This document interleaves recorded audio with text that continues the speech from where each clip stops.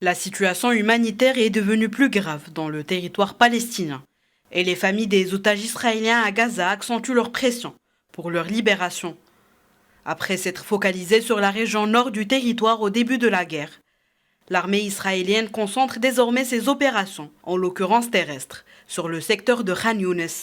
L'armée dit encercler le secteur où se cachent selon elle des responsables du Hamas. Selon l'ONU, environ 88 000 habitants et 425 000 personnes déplacées, se trouvant dans plusieurs secteurs de Khan Younes, ont été appelés par Israël à les évacuer.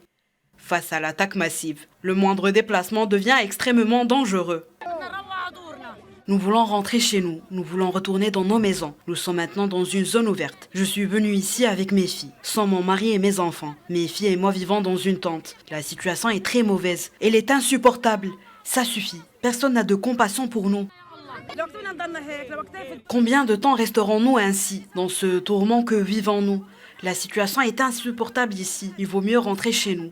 Nous préférons retourner chez nous plutôt que de rester ici. Nous voulons nous débarrasser de ce tourment que nous vivons. Nous nous ennuyons et les maladies se répandent parmi les jeunes enfants. Le Hamas a accusé Israël de vouloir déplacer de force des dizaines de milliers de personnes de Khan Younes à Rafah, à la frontière avec l'Égypte.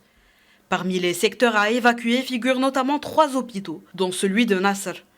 Selon le Hamas, l'hôpital est encerclé par des dizaines de chars de tous les côtés, sauf un couloir, pour que les gens puissent partir.